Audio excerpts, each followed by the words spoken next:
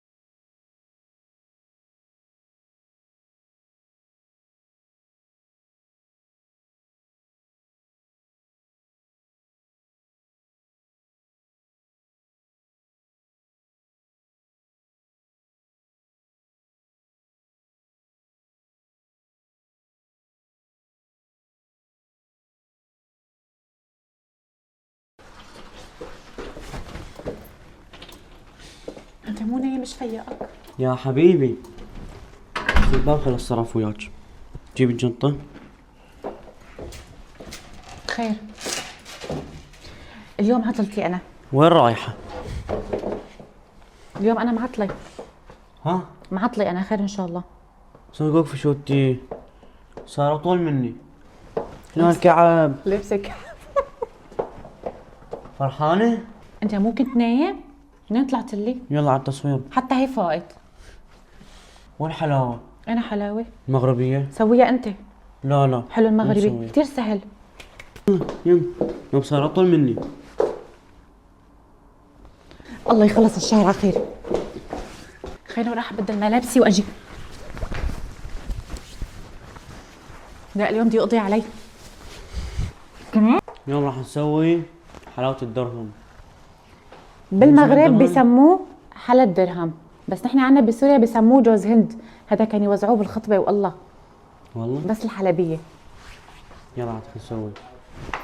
بتعرفوا ايش يعني خطبة؟ يعني خطبة يعني مو زواج، يعني خطوبة.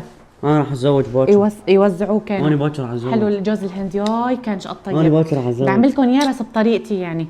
شو انت لابستيني انتي؟ بس هو الاهل المغرب يعني هذا اسوي. لابستك ايش يعني؟ شلون يعني لابستك؟ ايش لابستيني؟ ايه لابستك ايش يعني؟ ما برد يعني عليك؟ ايه؟ اقول باكر راح اتزوج. ايه والله ناقصني. بعد 10 سنين بخبرك. وبخطب لك. يلا بسرعة خليني اخلصها واروح افلت. يلا عمي. افلت اروح انهزم يعني. حبيباتي بتحطوا كوب ونص جوز هند. هيك لازم يكون قوامه مو كتير ناعم، يعني هيك خلطة بسيطة سريعة. وخري وخري وخري وخري. بنفصل البياض عن الصفار 4 حبات. ناخد بس بياض البيض.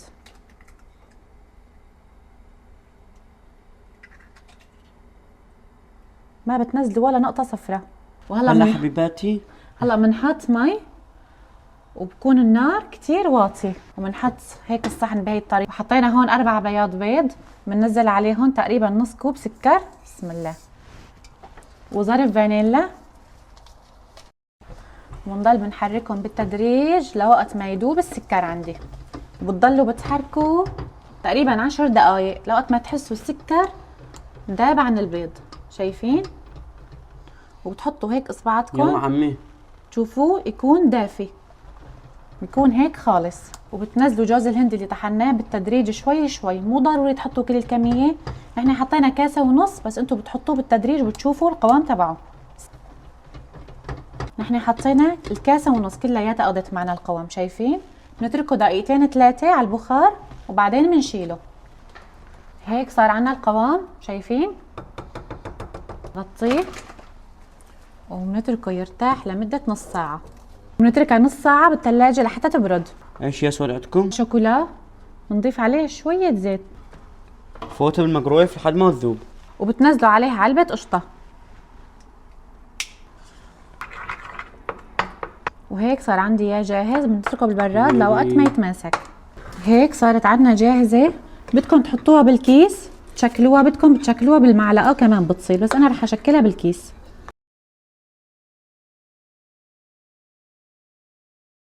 هسه كملناها بس باع لي باع باع باع باع باع. ندخلهم بالفرن درجة الحرارة 170 10 دقايق فوق وتحت.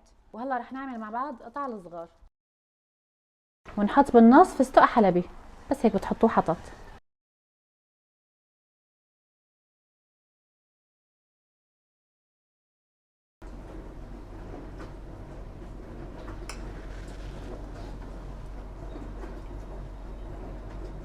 جاهزين؟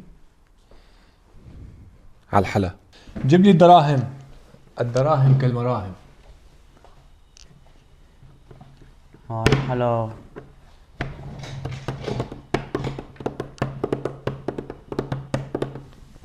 هذا ركض قال هذا حلو مغربي اسمه الدرهم، بس هو بالواقع بيشبه حلا سوري اسمه جوز هند.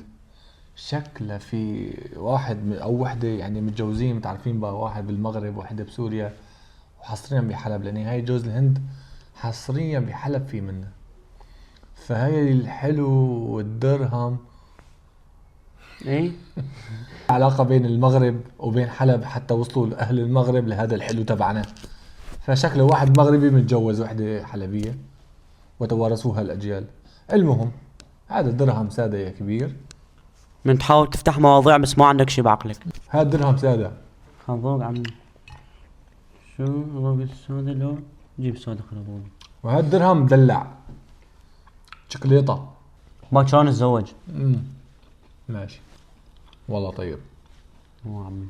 عندك مثلا مدلعاي بالفستق هاي، بس كمان محشية، يعني هاي دلوعة. فرجي على القوام والحلا فرج. الله. للأمانة لا تتجوز فول.